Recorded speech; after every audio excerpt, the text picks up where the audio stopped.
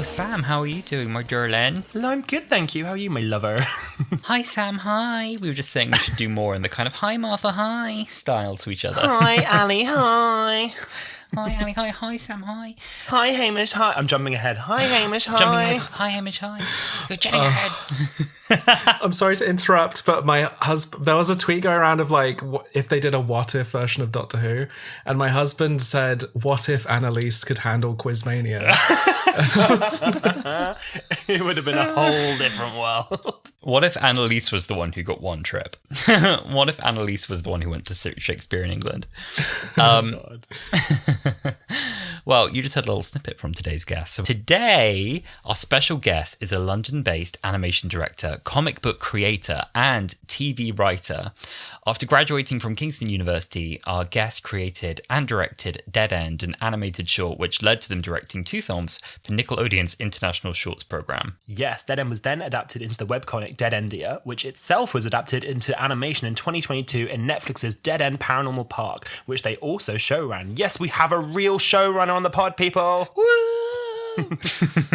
And if that wasn't enough, our guest today has also self-published several comics and developed shows for the BBC, Disney, and Nickelodeon. Woo! Now please give a very warm Wholala welcome to Hamish Steele! Yeah! Wow. Wow, I feel like I died. You read my obituary. Died and went to Who Heaven. How are you? I'm great. I can't believe not to boast even more, but I should have put in the fact that I've written a couple of big finishes in the past as well.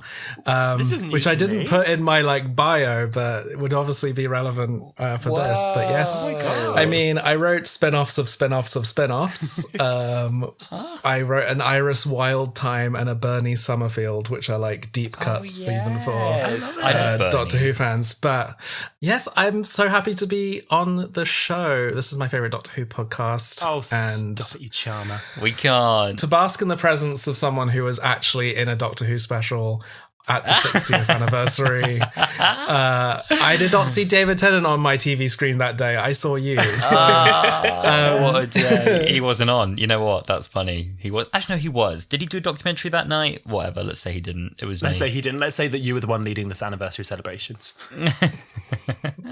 well, in terms of time of day, you probably were leading it. I think that was like... At a certain time. But yes, thank you for having me. Oh my God, no, thank you for coming on. We were just saying before we recorded how nice to have someone's voice that isn't just me and Sam agreeing with each other. Someone to add something else into the mix. Though we might all just end up agreeing, because I think today's episode, we picked a bit of a rogue one.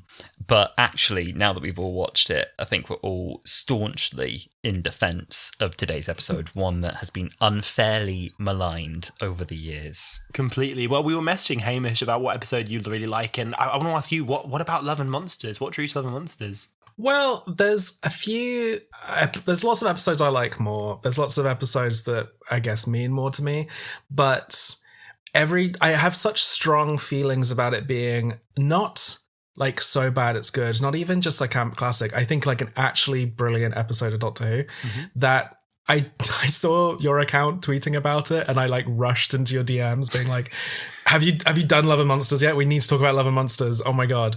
Because I think the people that get it, and the people that don't. And I feel bad for them because honestly, I've never met someone who thinks it's okay. It's like either true hatred or like, no, you don't understand. This is like brilliant. Top tier TV. That's how you know it's art. Yeah. Art is divisive. Completely. It's kind of funny because I was actually on a different podcast a few weeks ago called Gimmicks, which isn't about Doctor Who. It's just about gimmick episodes of TV. And I talked about Midnight on that one. And it's kind of weird because both of them are like companion light or Doctor light episodes. And it's something that I think at the time when the show was happening, you're like, ugh, they double banked an episode. Why we're not getting the main team. But looking back, like I can't picture them doing that in the new like 8 episode seasons they're going to be getting. I don't think they can afford it. I think we're going to miss this kind of stuff. Yeah, no, I agree. I was thinking that recently. I was like, with an 8 episode format for the new series, A, everything has to be amazing. Like, if you're reducing the episodes, everything has to be great. But B, you're not really giving yourself the time to experiment with these kinds of episodes. Like you said, that like Dr. Light or Companion Light, which is a shame, I think. I hope I know they are still experimenting with new things in the series, but I'm ready for the Absorb Love to come back. Love and Monsters Part 2, baby. Oh, come on. Hamish, what was your journey with Doctor Who? When did you first get into it?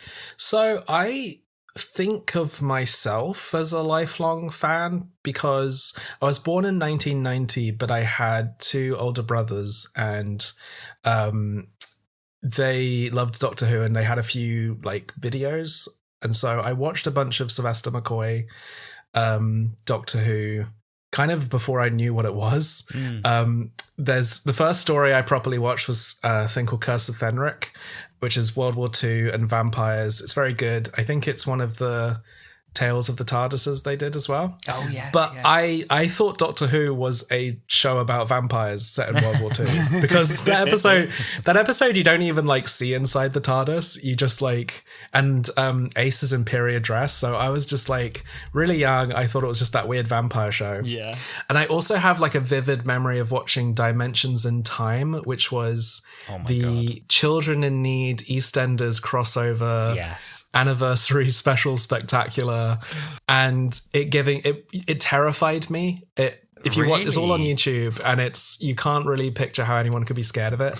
But as a kid, a lot of the plot is that whatever Doctor Who costume they had in storage is attacking Albert Square, but none of the EastEnders characters can see any of them. So there's this really weird, like, nightmare quality if you're a kid to like, why can no one see the monsters?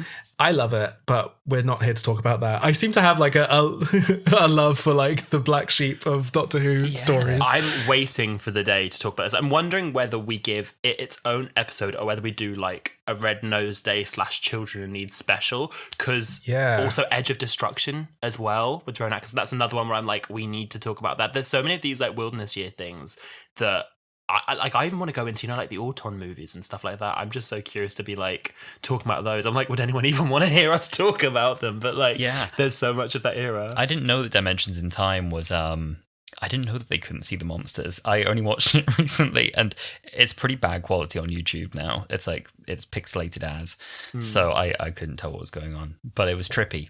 With being a child then who grew up with Doctor Who, how has that led to you kind of getting into television? Do you owe any of that to Doctor Who, or is it a love of TV and film and art more broadly than that? 100%. I'm not just saying this because I'm on a Doctor Who podcast. You can like go back through interviews. I bring it up all the time. I can vouch. I saw your Digital Spy interview. I can vouch for that. Yeah, I mean, it's interesting because I think a lot of kids grew up, kind of our generation, like Doctor Who just sort of appeared and exploded into their lives.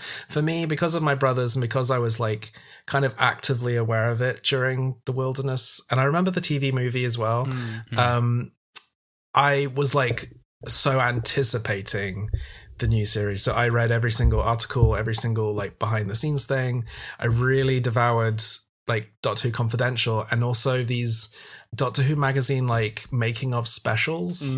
They kind of, there's one for series 1 that I like brought on holiday with us and is really tattered, but I still have it on the shelf behind me. And it's basically just like a collation of every Doctor Who magazine article about the production of series 1. And you're actually seeing it again with RTD2 or whatever, where something he seems to be so invested in is having stuff like Confidential and like kind of telling everybody everything about the production. Even in the kind of the official Doctor Who podcast, he's always talking about cut lines, cut ideas, things that he kind of wonders if they're mistakes. And it's very refreshing. It's not even comparing him to like Moffat and Chibnall, but comparing him to just like TV writers in general. He's so obsessed with like letting everyone in on the process. And I think there's maybe, you can definitely argue some of it might be a bit of ego stroking or whatever. Like, you know, Doctor Who is the most important show in the world. He's very good at being like a kind of circus ringmaster and like, oh, it's just marvelous. It's fabulous. That was a really good Russell impression. Quel dommage. But, you know, a young, impressionable kid that loves Doctor Who, loves TV, loves telling stories. I mean, I went the kind of comic book route. So I definitely like loved animation. But yeah, just from such a young age, and then definitely like catalyst of series 1 of Doctor Who, just being aware of like the job of a writer and the job of TV production. Even the fact that Doctor Who has always had the writer of the episode's name in the credits, like as big as the actors. And the fact that compared to a lot of other shows, the show kind of embraces the fact that different writers will bring a different quality to their episodes. I think a lot of, especially US shows with writers' rooms, they try and make sure the tone is very consistent. Whereas even in series 1, I kind of knew that a Russell T Davies episode was going to be a little bit bombastic, a little bit sort of silly, but dark, but also, you know, burping wheelie bins and stuff. I knew about Mark Gatiss before because of League of Gentlemen, and so he was so that was episode 3, and so that was the first like guest writer. And then I loved League of Gentlemen, so going into that one I was like, oh yeah, spooky ghosts, kind of gothic horror. And then Stephen Moffat comes along, and then you start to get kind of his sensibilities, and I love that. It makes you feel like you can be a writer, you can kind of not get lost in the production, that you can still kind of it's like, what would your Doctor Who episode be? And you don't have to like compromise and fit your voice into it. To quote Davina McCall, I love that. I'm like sad that they've stopped attaching the next time trailers to the episodes themselves, because there's so many episodes of Doctor Who where I love that you've watched the most like horrifying, bleak, sad thing, and then the next week it's like, oh, Peter Kay's a big green space monster. I mean, the episode before this was the Satan Pit. Yeah. And it's like, you go from that to this weird romp, but I don't know. I think the tonal whiplash. I know. Yeah. It's funny as well watching the next times with what comes next when you revisit these episodes, because I've forgotten. And at the end of this one, when it was like the Olympics, I was like, oh my God, it's that one. Yeah. But yeah, like I forget as well that the 2 preceding this, like, is the Doctor meets Satan immediately before like the ELO episode. He meets God. Yeah. Well, speaking of the ELO episode, I think we should dive into a little episode summary of the episode we're talking about today, which is Love and Monsters. Yes, let's dive in. The episode kicks off from the perspective of Elton Pope, a man who has discovered the Doctor and Rose in the middle of a chase from the alien Hoyks. Elton is retelling his adventure to his video diary, essentially making him the OG YouTuber. Elton's an ordinary man who keeps getting caught up in the Doctor's extraordinary adventures. We see past invasions from his point of view, the Autons, the Slovene, the Sycorax. Those encounters, paired with a strange childhood memory of the Doctor in his living room, inspire him to track down the elusive Time Lord.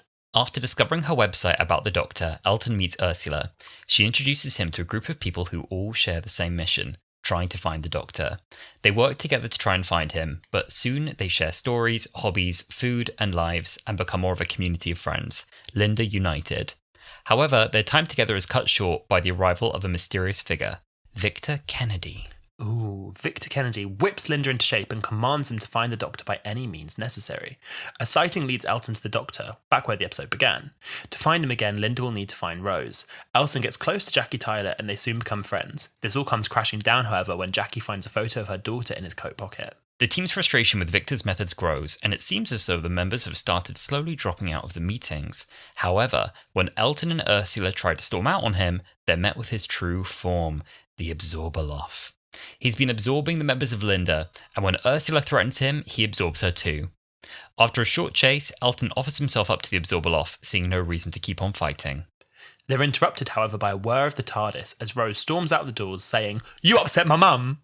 After a slight nudge from the Doctor, the absorbed victims realise they can stretch and distract the Absorbaloff long enough for him to drop his cane, which Elton snaps in half. He then loses his form and is absorbed into the earth. Elton remembers why the Doctor was in his childhood home. He'd saved his life from an elemental shade, though he wasn't in time to save his mother. As a final act of kindness, the Doctor partially reconstructs Ursula from the pavement, allowing her to live her life with Elton, albeit as a head on a concrete slab. The end. Yeah, we can ignore the last bit.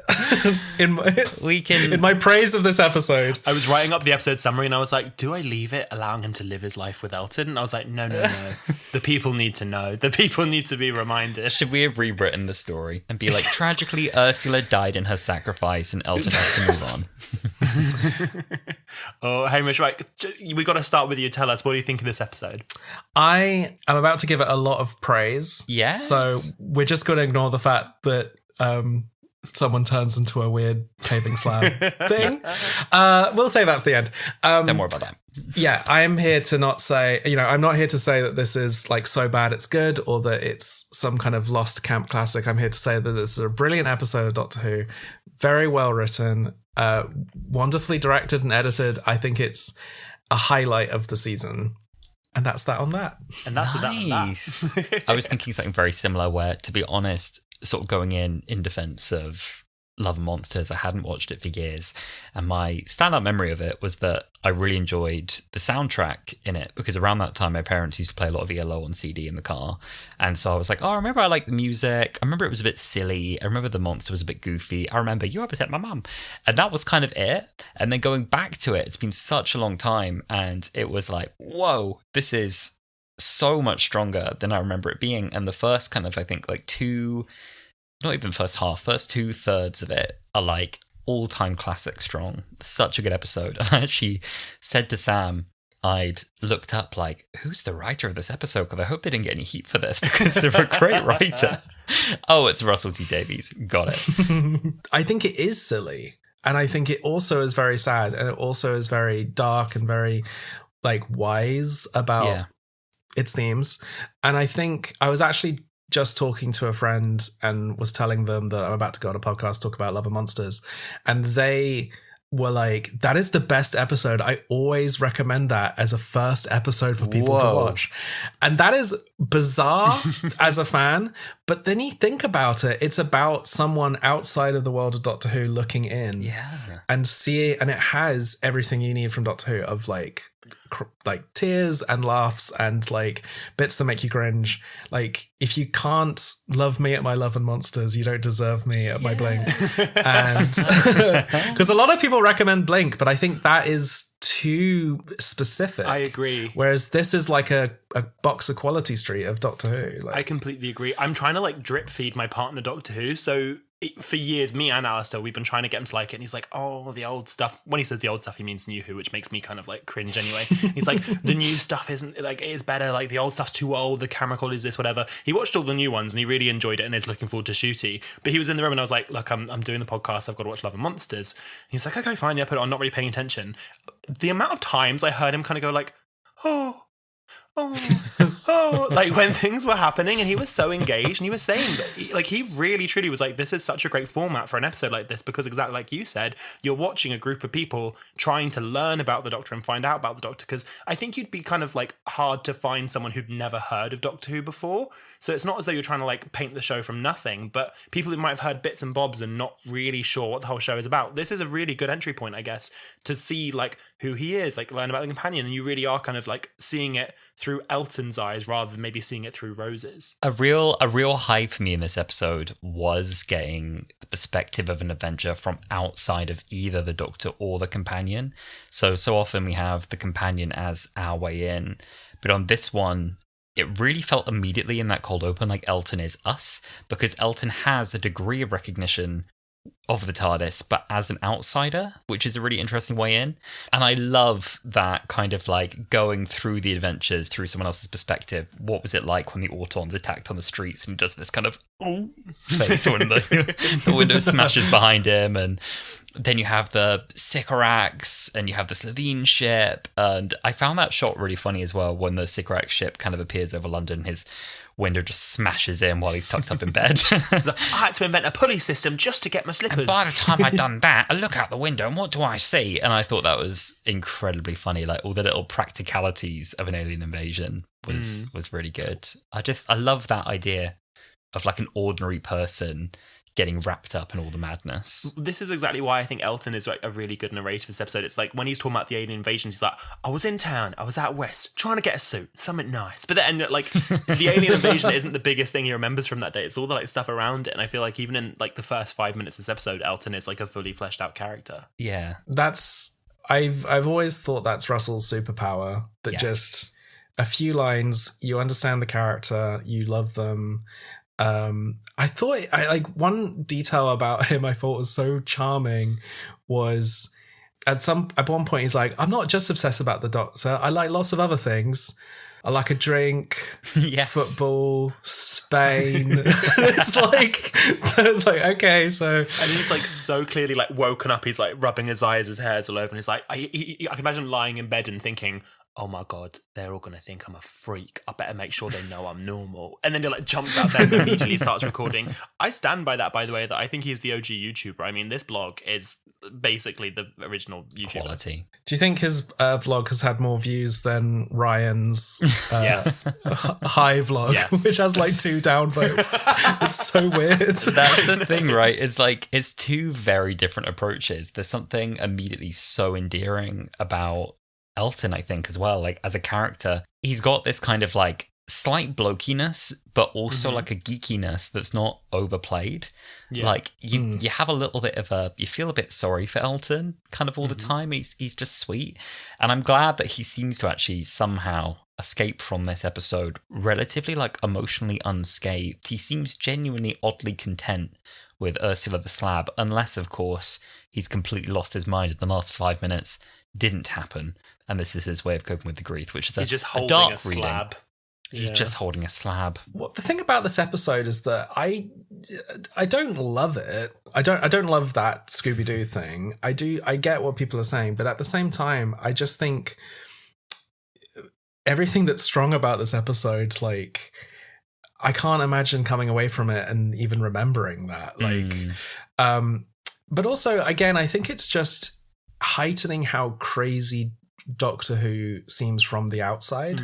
Like, there's, it's weird, in this and Blink, there's the like hint of the actual episode that's going on in the Doctor's life. And like Moffat's approach was the like, it's a lizard and we've got a bow and arrow and stuff. And this is full on Scooby-Doo. And I think I think it is meant to be, it's so bewilderingly cartoony and so tonally like smashing into you. It's like, I mean, Elton, his response is to like run away speechless and like pass out. Like, it's fair enough. I do think the Hoiks is strangely good of like a design for something that's in like 1 minute. Like, what is that? I know. I was reading into this, and apparently it was like an amalgamation of like either bits they already had or stuff they could easily do because they knew it was going to be like a quick villain. But I think it's really good and that like it works. Like if that was the villain of the episode, I was like, coal, that works. They've kind of been like drip feeding it in. It was in like The Big Bang, Pandora Opens, and it's been in Torchwood once. Like they were like, oh, we made this. We're gonna keep peppering it in. I wonder what their goal was on the outset with the red bucket. When it said not blue, like what was going to happen when you chucked a bucket of what was that? I guess he'd just kind of probably a sedative. Gently evaporate or pass out. It'd cool them off, and he'd go, "Oh, thank you so much. I'm sorry for chasing you around." It's like I'm feeling so much better. Do you reckon it's the Hoiks equivalent of giving him a Snickers? Yeah. Yes. I was going to say, I think my interpretation with some of this is that this is all Elton's remembering of things, and that everything's foggy for him. His memory of his childhood is foggy, but even the madness of that moment is foggy. He could see the Doctor and Rose running around to and fro, but it's not an accurate version of things because he's so overwhelmed by the whole thing. That's kind of how I read it too. So if you're really mad about a Scooby-Doo chase scene, I think you can just say that's not really what happened. That's how Elton remembers it happening. So I don't know. I love it. Yeah. I think, weirdly, and not to get too meta about it, I think the dark stuff, which I'm sure we'll get into in this episode, like when they're talking about people's relationship with their daughter and drug addiction and what happens later, like the dark moments in this episode are so dark that you kind of need really silly light moments to balance out. So it kind of like in people's memory, I think this episode kind of just like is flatlining where it's like, oh, it wasn't great, it wasn't awful, it was whatever it was. But then when you look at it, it has really silly and really dark, and they kind of just cancel each other out, I feel, when you like watch them individually, when you kind of stop and think about it and you're like, oh my God, that was a really deep conversation. Like Jackie's conversation at the end when she's like, and I will stand by them till the day I die, and it's hard about when you're left behind, and that's what you've got. I was like, this is so emotional. And then, the Absorbaloff says they taste like chicken, and you're kind of like, ha! Like, it kind of balances them out like that. A great, you mentioned that Jackie scene. I didn't want to jump too far ahead, but that kind of that peak and valleys of tone, I suppose.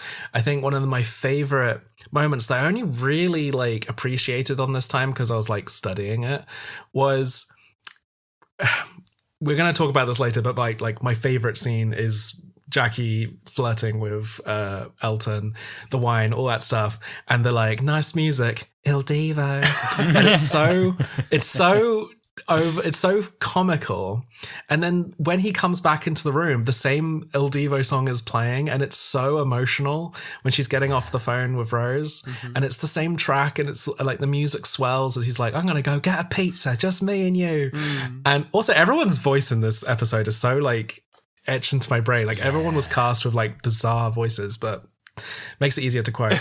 But yeah, I just think like that's such a good scene overall that encompasses the whole episode of that like sugar and salt. I don't know. Yeah. But like, it's funny because I feel like this is what, again, Russell's doing really well with character, is there's maybe a moment there where the comedy's really heightened, where Jackie's being far too much and she's like, oh, it's ruined. Oh, your shirt's ruined. And he's like, honestly, it's fine. And she chucks a whole glass of wine on him. She's like, there, ruined.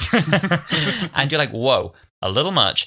And then not 2 minutes later, she's like, look, when I'm on my own, I have no idea when my daughter's coming back. I'm here holding the fort by myself. I feel totally abandoned. I worry about her all the time. Nothing I do at the minute is normal. Sometimes you go mad.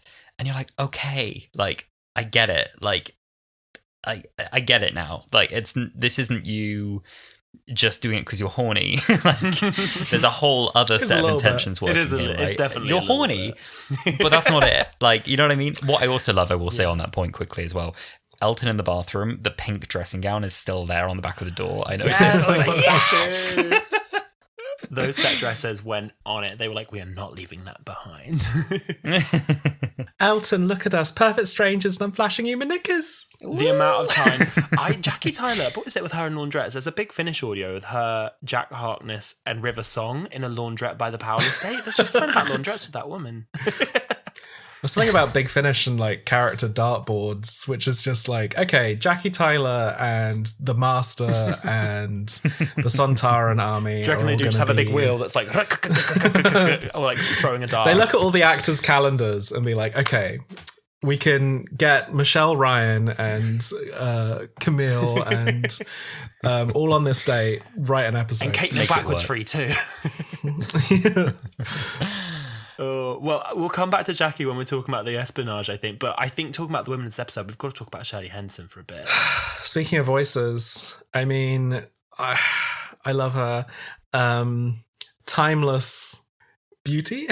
I don't know why I said that, but like the fact that she can like, she's so ageless and peculiar, and I don't know, it takes a lot for me to like want to ship kind of straight couples, but the moment in this episode where he like realizes that he loves her is so lovely, and I think she's very lovable. And I think among so many other things, this episode is like a weird rom-com between dorks.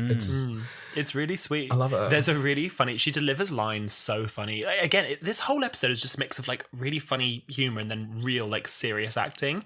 And like the bit where she's defending Elton and she's like, go near him, you'll get one hell of a smack off me, and then I got a kick. Yeah. That's so powerful. But then earlier, like when they first meet and they're on the bench, there's a bit where she's explaining about it, and she's kind of like, got her shoulders up and she's being very Princess Di.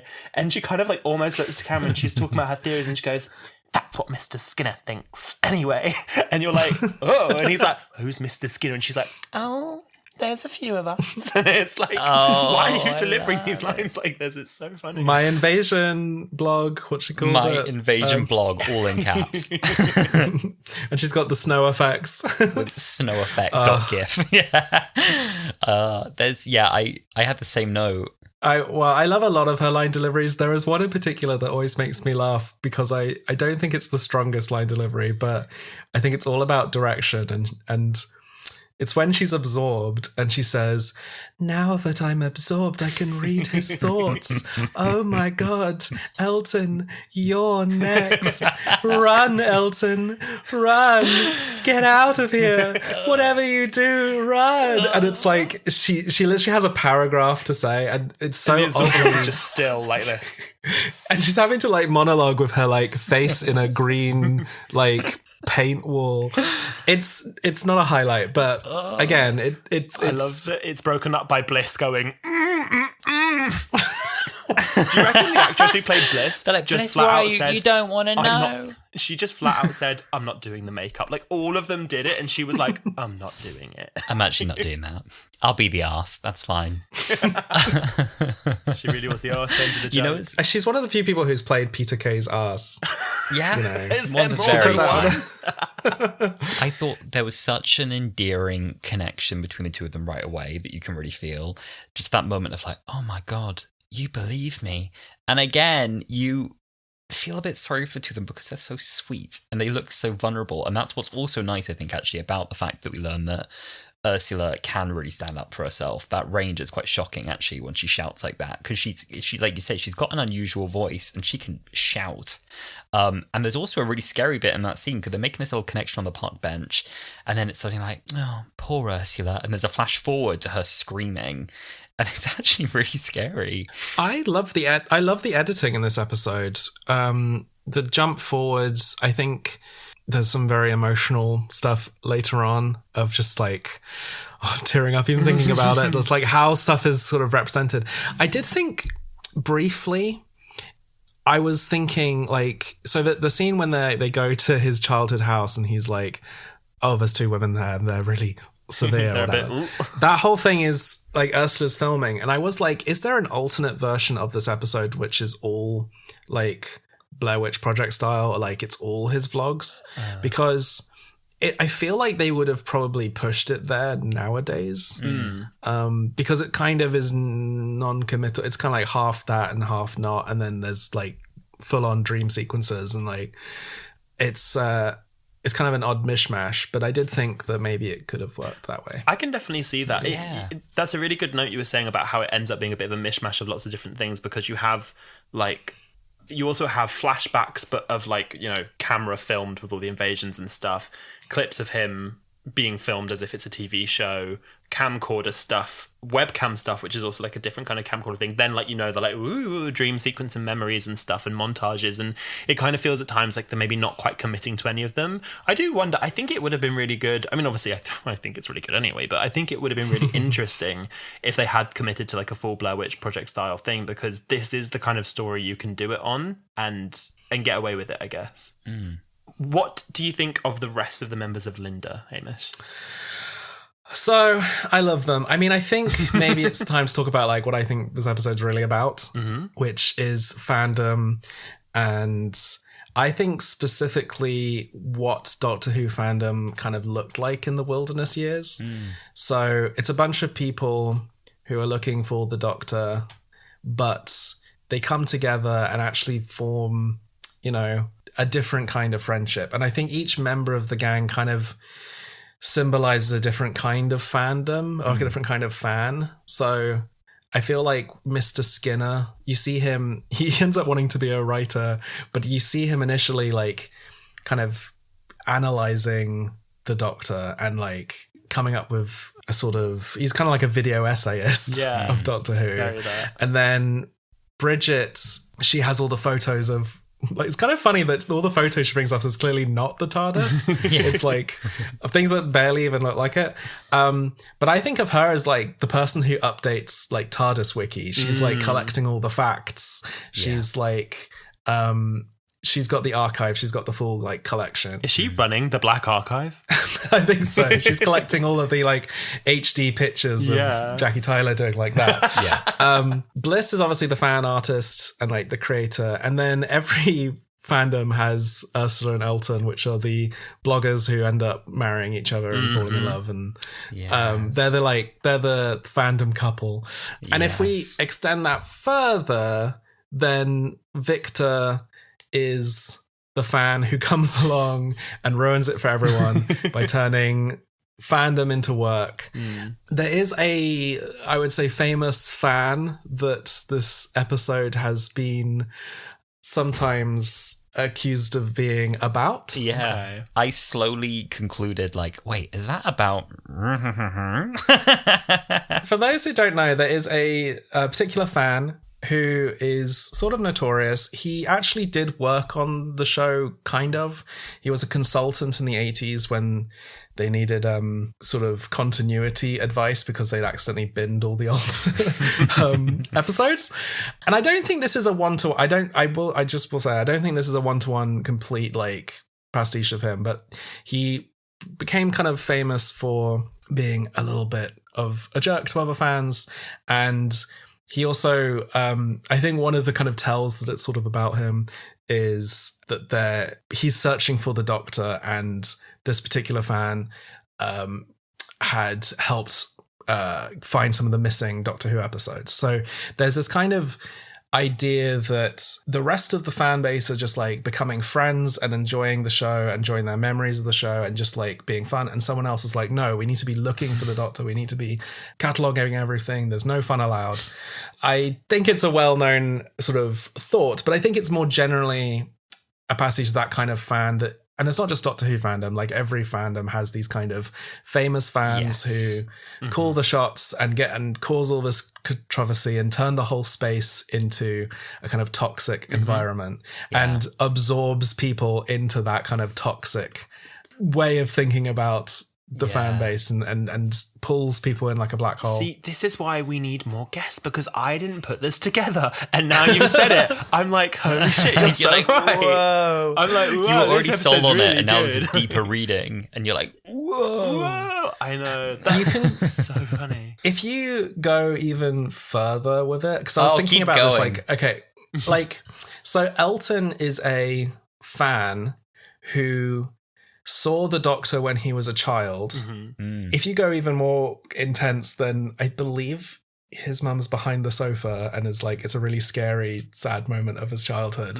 So he associates Doctor as this like scary thing from his past, and he's grown up in the wilderness years. And then Rose happens to him. The episode Rose happens to him, and it changes his life. And from that moment, he like finds Ursula, he finds fans, he kind of finds a community to like talk about this thing that he like remembers from his childhood but has come back. And I just think, I don't know how much of any of this is like intentional from Russell. I think the initial idea of like it's about fandom, but to do this in like season 2 of your reboot is so crazy and like, I don't know, like ballsy. I don't like that phrase, but like it's kind of about how people are reacting to your show right now. Yeah. You know, they must have been coming up with this idea either straight after series 1 aired or during series 1. And we haven't even talked about the whole Blue Peter aspect of this, but like a fan has like contributed to this episode about fandom. Yeah. And I don't know. It's kind of an onion of layers that keeps on sort of. So I think at least the living room aspect to me rings so true. Like, where did you find the Doctor in your living room? I didn't clock that his mum is behind the sofa, which is a very dark, parallel. Yeah. And a good one that I really like. Like, I'm now grinning now you've said it. Yeah, it's weird, isn't it? I didn't even think about that aspect. Fan culture. The monster is designed by a fan. Whoa. Well, let's talk about that. I think it's time to talk about the Absorbaloff anyways. So, yeah, when better? William Grantham, I think, who's still quite active in like Doctor Who fandom and stuff. The meta just keeps growing in my mind. He was one who designed it. Did either of you apply for the competition? Because I did. And he's here today. Can you imagine? Oh yeah, he joins the Zoom link now. Maybe you probably should have got him instead of me to talk about this. No, that sounded instead of. I mean, as well as. You're like, get him, bring him on to talk about the Daleks in Manhattan or something, and just never bring up. We'll bring him on to talk about Utopia, the next year's Doctor Who Blue Peter competition. I'd be like, defend your design, William. I did take part, but then as I definitely drew it and sent it in, but I must have been too old. I think I might have lied. I think I was possibly 14. Right. But that feels like the cutoff would have been 13 or... I always thought it was maybe I don't know. I mean, my instinct says... I remember with the Blue Peter things, with the Blue Peter badges, I don't know why I forgot the word badges for a second, it would get you into places for free until you were 16, I think. So I was just assumed that the cutoff was 16. I would have probably been like 7 or 8, and I remember drawing like a snake monster and then obviously not winning and being like, whatever's on screen is going to be nowhere near as good as my snake monster. And then I watched it and I was like, oh, that's pretty cool. I don't think I entered. I don't think I did. But I do remember it being on TV the first time. I do remember watching live Blue Peter when they were talking about, the winner of the competition. I just remember the CBBC overlap was huge back then. Massive. Yeah. And think about it. This was, again, only series 1 had aired. And David Tennant had been in a scene and he was on Blue Peter choosing the next... I watched the Doctor Who Confidential for this and I had a bit of the Blue Peter aspect. The Doctor Who Confidential for this episode is really strange because 20 minutes of it are Love of Monsters, 10 minutes of it is Attack of the Grask, and then another 10 minutes is just the making of Doctor Who magazine. It's really weird. Yeah. But yeah, I was scanning the... because they had all the entries on the back of the Blue Peter set and I was scanning all of them trying to look for mine. I did see one which made me laugh, which was just a full-on drawing of Metal Sonic from the Sonic the Hedgehog series. So we're going to get him in. We're going to get him in. I think what I sent in, because again, I had these 2 older brothers and they were obsessed with horror movies and would play Resident Evil all the time. So I do remember sending in something that was grotesque and covered in blood and the most dark emo thing you'd ever seen. And then, don't think that would have worked with Peter Kay inside, but... I wonder if they had decided before choosing the design of the competition whether or not it was going to be Peter Kay or whether they brought Peter Kay on once they knew that it was the Absorbaloff, because me and Alice were talking about this before where this is such a strong episode and I feel like a lot of people's gripes with it is Peter Kay and I also don't particularly have any issues with Peter Kay. I actually think he's quite good in the episode, but he's it tastes like chicken and all that kind of stuff. I wonder if you had swapped out the villain for a more menacing, maybe scary villain, whether this episode would have generally been received better. This is going too far. I suggested to Alasdair that what if instead of the Absorbaloff it had been the 456 from Tortured Children of Earth, and instead of absorbing people it was using them as drugs, and Elton just found all of the members of Linda rotting, and I was I've gone too far. Too far. Go a layer deeper. She could find her missing daughter. Oh, you can make it horrible. You can make it horrible. No, you could.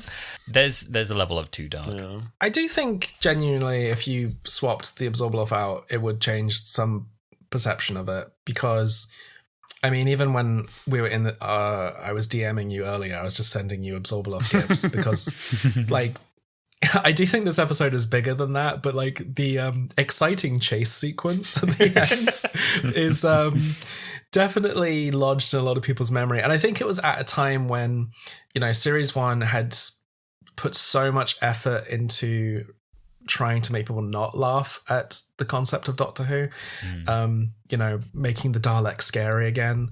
And then this episode comes along and it's kind of confirming the biases of a lot of people who don't like Doctor Who, of it's just green people chasing people down the street. I like that the Absorbaloff has a northern accent when he's in his natural form, but not when he's disguised. He spends the whole episode being do not touch me for my eczema. And then he's I'm from Club. I found it really funny that it's not for all the chase scene, but for certain bits of it where it's just the Absorbaloff, they speed up the footage to make him look like he's running faster, as if he's more menacing. But then when it's the wide shots of the two of them, it's just Peter Kay running behind Elton. It's so daft. But I mean, I'm an apologist for this episode, so I'm gonna love it either way.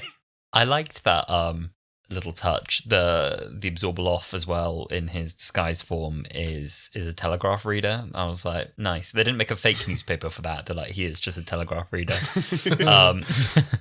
I didn't. I mean, the CGI obviously has not aged very well. The moments where they try and composite a filmed face onto the body, it looks a bit weird. It looks like they've kind of like a 2D image kind of layered on, and it doesn't look right. Some of it I thought was genuinely quite freaky though, like when you see Ursula's face first kind of like emerge through his body, and the skin kind of stretches, and you can see her glasses starting to like poke through the other side of the prosthetic. There's moments where it kind of works, but I always stand off. by that prosthetics age way better than either CG or like I'm often an apologist for animation. I say it's not bad animation, it's bad compositing, or like not even bad compositing, just compositing of the era. And I think that's definitely the case here. The bit that I always think of is when he starts to absorb Ursula, and she's like, I would assume she'd be absorbed quite quickly, and she just kind of stands there and has a whole moment with Elton. She's like, "Don't touch me. I'm so sorry. You can't touch." And the absorb love is just there holding her hand like, and then she kind of whizzes in, and it's just animation and compositing of its time. I think Shirley Henderson really sells all of it because she's taking it very seriously.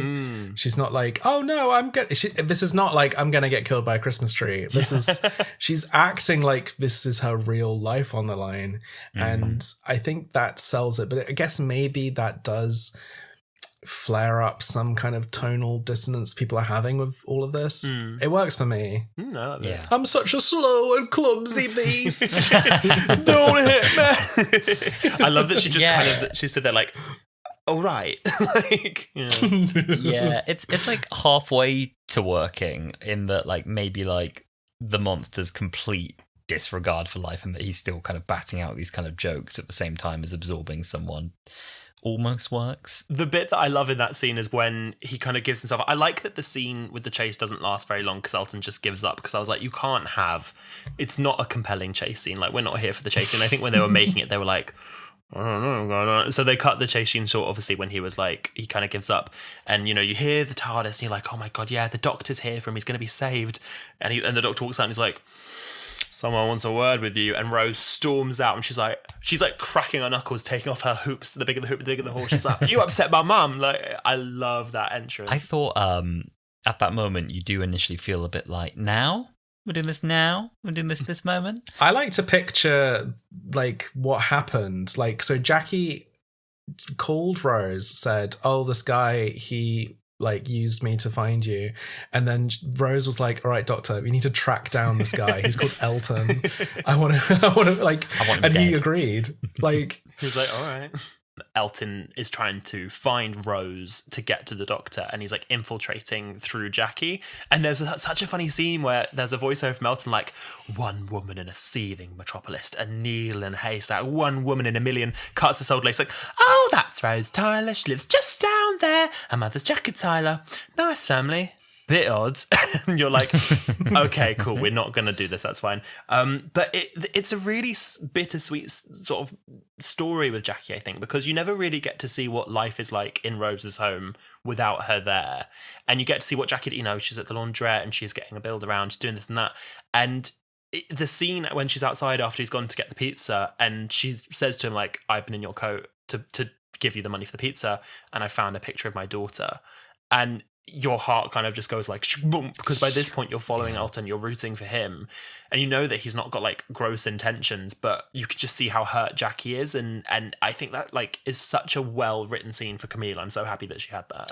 And I even like when he's like, oh, I'm not a creep, I'm not going after Rose, I want the doctor, and it's like, oh, I know, like she know, like it's sad, and I understand why the show moved away from this and didn't like just repeat the storyline over and over again, but I would have killed for an episode like this around like Amy's parents or you know, Yaz's family, like something that could have brought, because like I saw a tweet today saying that Russell T Davies was like quite safe, and I think maybe if you're looking at all of Doctor Who and looking back at his shows, then maybe some of it feels a bit safe. But I think of it going forward, thinking about all the history of Doctor Who, and they've never done anything close to this. You've never had any story about what happens to everyone who's left behind, and series 1 and series 2 have this. with Aliens of London. And I think Aliens of London's another episode where I think people think about the farting, they think about the green aliens, and they forget all the like amazing character drama that happens in the first part about with Jackie. And so I'm excited. I hope maybe we get a little bit of that with Ruby's family, but we'll see. I was going to say, I think that character drama is the bit that I'm still really craving when I say like, I love the way that families are written in RTD1, and I want that sense still of there being like a grounded home that we sometimes return to. I think that's what I mean by it. And I don't quite feel I got it yet. I did really like what they started doing on, the church on Ruby Road with spending a lot of time with Ruby's adoptive mother and seeing how her life is different. Like a tasty treat. Yeah. Is that her adopted? Does that make her It's adopted grandma? Grandmother? Yeah. Yeah. And I like they start building out that world. So maybe I want to spend a bit more time there, and with Ruby's friends and all that stuff as well. Yeah, no, I agree. I think back to like, obviously we've just had one episode with Ruby, and I think back to Rose, and Jackie had a few really good moments, but we didn't really know anything about her more than that. And when you think about like Cherry Sunday and Ruby's mum and stuff, like I can see the groundwork being laid, and I can see us getting that in future. The only thing that would like stop me thinking they go too far is exactly what we were saying, that I just wonder if in the 8-episode format they'll have enough time to let themselves have Doctor Light episodes, because I think that people are expecting so much from this series that if there's an episode that doesn't really have the Doctor in it, you can kind of get away with it in a 13-episode series, I think. And even then it sometimes gets flack. But in a shorter series like this, I wonder if people will feel a bit maybe like shortchanged. I don't know, but I'm hoping that it was a really good point you made, Hamish, about how if you look back at it from what Doctor Who's done now, sure, you could argue that they played it safe, but when you look at it at the time and what had gone before it, they'd never done anything like that before. Like it was all new groundwork. The other bit that really threw me in a nice way was Bridget's intentions for being part of the group when she shares why she's with Linda, and she's like, I only came down here because I've lost my daughter to drugs, and every weekend I come here and I look for her. I was just like, I can't believe they put that in this. Like, I don't know why, but I think especially around that time when you think of like the main monster is from a Blue Peter competition. Like, this is very much squarely aimed at, yes, this is for kids too. And then there was like a direct bit in there about like, I've lost my daughter to drugs. Like, I don't even know where she is. And I look for her every weekend. I was like, that's such a tragic thing to like throw in here for a minute. But I love as well that they do that and they like trust the maturity, I guess, of the audience to be able to handle it as well. It doesn't patronize the audience in that it throws in something really sad, but it's like, sort of knows that they can handle that topic. I really like that, and it's handled sensitively and it's handled well, and it adds so much depth. And it says a lot about the whole group really as well, about why they're there. It's not really for any of them about alien hunting, is it? It's about community and something else and looking for more meaning. I think the episode takes a turn for the better, just in a completely interesting direction as soon as Bridget starts cooking. Like exactly like you were saying, Hamish, about how Doctor Who fans and fandom will come together for this one cause, like the show they love, and then they start realizing they have so many shared hobbies and interests, and they have new hobbies and things they want to show people. And I think as soon as Elton says, and then Bridget started cooking, that's when I think the story takes that direction. I really like where it goes. That line made me tear up. I don't know why. I'm quite a sensitive person. I cry at everything, but I just like, oh, she's cooking. And then, that paired, I mean, it's just a much better representation of fandom than I think people usually get. I think it's interesting. In the Confidential, Peter Kay says something about being offered a role in series 1, and I think he's describing being offered Clive from Rose. Because he says that like, oh, they wanted me to play someone else who was like a UFO nerd. I can see that. And I was like, oh, interesting. But I think Clive, I mean, he's kind of like an honorary Linda. Yeah. But I think they make a few jokes in the episode, like, you met someone off the internet and it's a woman who's like likes the Doctor. Whereas this is much more honest about the way fandom is, that it's much more like diverse and much more like, it's not just sort of guys in their sheds. It's Bridget and... and sharing your life with people. I don't know. Yeah. Bliss, I'm so glad they put Bliss in there, because I think that she like you were saying, there are so many blisses in the fandom, but when people who aren't in a fandom in the same way, people who aren't the target audience, maybe they think of like Doctor Who friends, for example, and like you said, they might think of, you know, men in their shed. And I think there are so many people, like queer people, women, non-binary people, like people that don't just fit that image in people's heads, where they're artists and they then take that art. And you hear so many amazing stories of people who make fan fictions and fan art and all this, and that then grows, not dissimilar to your career, grows into a career for yourselves, birthing from their passion for this thing, be it Doctor Who, be it Star Trek, be it Star Wars, be it whatever. Like, you start making this stuff as a fan of that one thing, and then that like shows yourself, oh, I really like doing this, I'm good at doing this, oh, people like this, I can make some money from this, and it kind of like spirals from there. And I think that so many people grow like a whole career out of it, and I think that that is really well alluded to in this episode. I feel like we're not to take over, but I feel like there's one big element that just hasn't been talked about, and I know we're kind of getting to the end, and that is just the ending, the resolution of Elton and his mum. And I don't know how they do this, because ultimately the bit that mentions his mum is like 30 seconds long. It kind of comes out of nowhere. And there's like two shots of an actress you've never seen before, who I think does an amazing job of just like being everyone's mum and making you just feel so kind of sad. And the way it's shot is like kind of old kind of camera, and obviously the yellow music, and it's so lovely and so contained and so emotional. And then it's just kind of gone, and then that's just like it. And I don't know how they managed to do that without it coming across as like disposable. It kind of explains like the whole episode and Elton and everything in such a kind of sad little sweet way. Something you said earlier sort of triggered something in my brain then about the soundtrack for this. I don't know how much of it's Russell, how much of it's Murray. In the exact same way with the Jackie Tyler scene, where you have the same song playing while she's being flirty and silly, and then you go away and come back and the same song's playing, and suddenly it's poignant and sad and weighty. Mr. Blue Sky plays throughout this episode, and obviously lots of ELO plays, and there's scenes of Elton like dancing in his bedroom to like, Mr. Blue, you did it right. And then the scene with the montage of his mum, it's the exact same song, it's Mr. Blue Sky, but it's in that like dramatic, swelling orchestral part. And there's something I've literally, until this conversation, I'd never thought about this before this episode, but that's two moments that I can think of just there, where they're saying, you're watching the same thing, you're listening to the same thing, this is the same story, but it has these highs and these lows, these peaks and these valleys, and your reaction to what's going on while just a different part of it is playing, of the same song, can feel completely different to it is in another moment. And I think that that's just a really great part. This episode is so overhated. It's got a lot in it. Like, the more we go on, the more I'm like, bloody hell. Just on that, what you were just saying, I just don't think you can like Doctor Who unless... You can't like Doctor Who if you only like the scary stuff, and you can't like Doctor Who if you only like the comedy. And I think this episode is kind of saying that like one always comes with the other. You'll get the silliest thing you ever seen, and also you'll cry about a paving slab.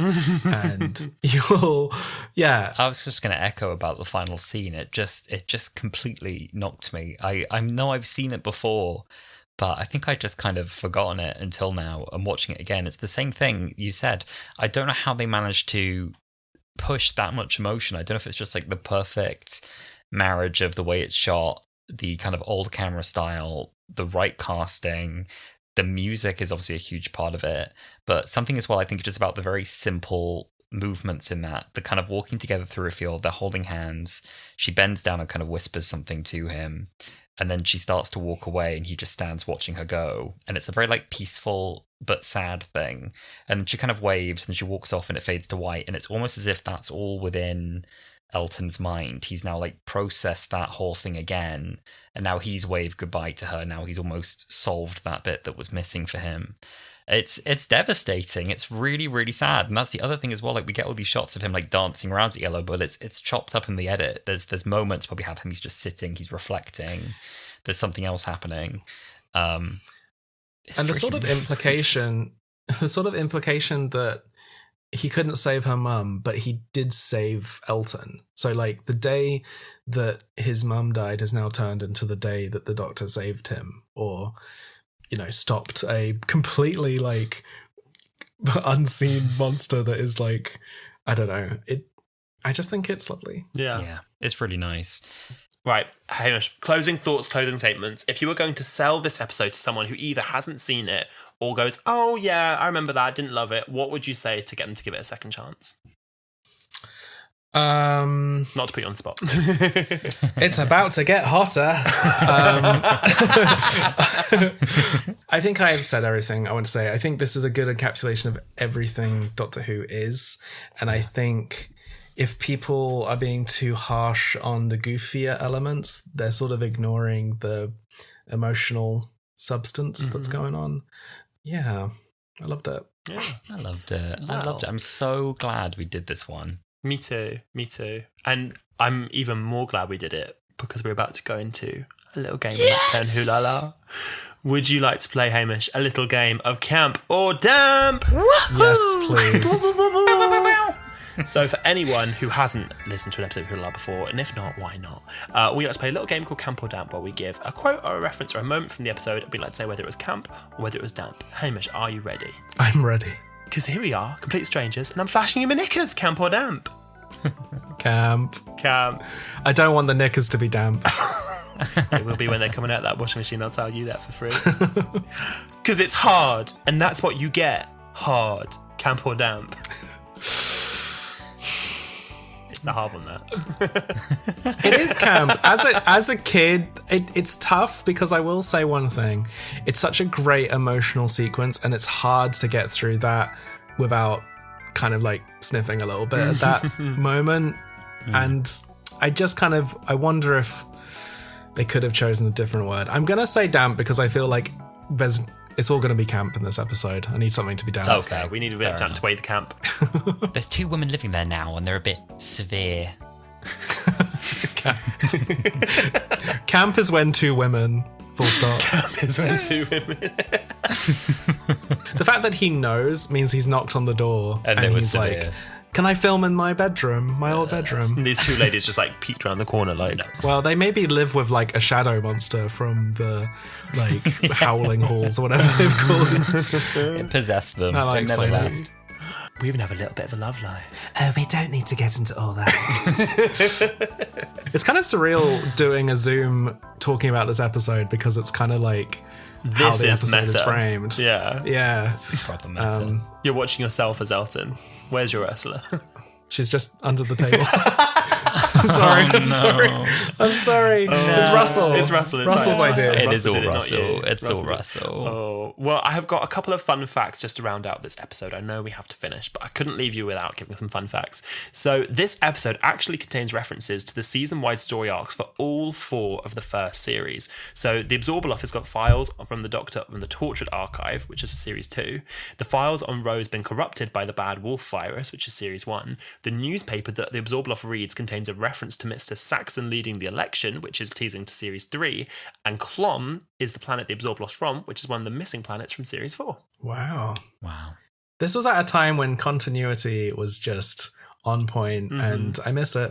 I miss it too. I love that world building. Can we ever go back? The Hoiks, I actually mentioned this a little bit earlier, but the Hoiks, which was the alien at the beginning of the episode, was improvised out of bits and pieces the designers had lying around because they were originally only supposed to create the Absorbaloff, the primary monster of the episode. The director's only request was, quote, lots of drool. Additionally, the Hoiks was not named until after filming because they needed a name for the credits. Well. I love that the Hoiks wasn't invited to the like Pandorica alliance. It must he must have some sway galactically. Yeah. Well, this is it. This is the calm Hoiks. The Daleks were like, guess what? The Hoiks is on board. It's go. There's also Emperor Kudlak from the Sarah Jane Adventures. No, he's not even Emperor. He's a general. General Kudlak from the Sarah Jane Adventures is also there. I'm like, what did the Doctor ever do to you? Like, I get Sarah Jane pissed you off, but like, why are you putting him in the Pandorica? I need to see. He just loves a stunt. He just loves. That's a stunt queen right party. there. That's a stunt queen right there. Well, this has been so much fun. Sincerely, I loved today's watch along, and Hamish, I'm very grateful as well to the deeper knowledge you've given us for this one. I think honestly, we'll have some Love and Monsters evangelists coming out the back of this, some converts who are going to be advocates for this now. They have to be. Thank you for having me. I loved it.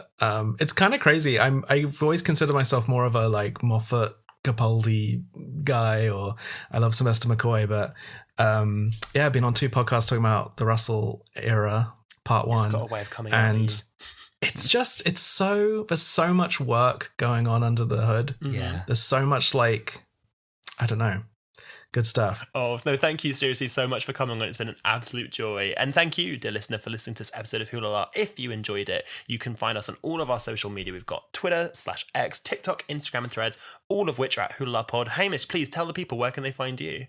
I'm Hamish Steele everywhere. I have a book out this year, Dead Endia 3. You can get all the Dead Endia books wherever you can get comic books. And my show, Dead End Paranormal Park, is on Netflix, which is based on those comics. So it's all that. And I didn't get into it, but like the Doctor Who DNA is all over that show and the books. It's very clear. I also want to credit you as well. I should have gushed into this more at the beginning. I watched the show when it came out, and I just love that. Like, thank you, genuinely, thank you for creating a show with a trans male lead that like has very little to do with their character. Like, it genuinely, because there's a lot of, I think, Doctor Who is doing great things at the moment with putting trans people at the front of the show, but I think a big thing I hear from trans and non-binary people who enjoy the show is that they want to be represented as the normal people that they are, and they don't always want to have a spotlight on them, and the fact that they are a trans character, a non-binary character, be the highlight of the character. And I just want to thank you for creating a platform and a show and a comic book series that highlights trans people in the like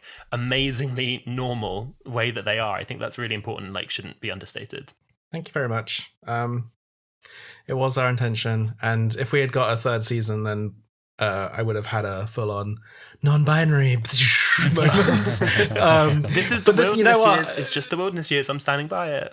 No, I think I love what Doctor Who's doing with it, and I think the context when it comes to the online discussion about all of that stuff gets lost. Of like, this is BBC One. This is I'm and we all know how the media in this country has been treating trans people. So I think it's really cool that the show has been so like overt and big with it. And our show, I guess is more subtle in some ways, but I think it's still overt. And I don't know, I see a lot of kinship between what I'm trying to do and what Russell's doing, but thank you very much. No, genuine. I also think that that's the only thing subtle about your show, which is the other thing I love about it. Yes, Coco Peru is in it as a kind of Dolly Parton psychopath. So it's just I could gush for ages. I'll hold it in. I could gush for ages, but yeah. Well, thank you so much for coming on, Hamish. It's honestly been such a pleasure. So lovely to talk to you, and really grateful for your time as well recording with us. My bit is tell everyone how much you love monsters, and if they disagree with you, send them a link to this episode, and that will get them to listen. Put it on your story, tag us. If you have a moment, rate us 5 stars, no lower, please, on Spotify, Apple, or wherever you listen to your podcasts. What else should people do? Send us money, whatever. But tell everyone how much you like the podcast. We really appreciate it. Exactly. Well, thank you so much for listening. Thank you, Hamish, for coming on, and we will see you next week when we're looking at the Asylum of the Daleks. Thank you so much, and we will see you next week. See you soon. Bye.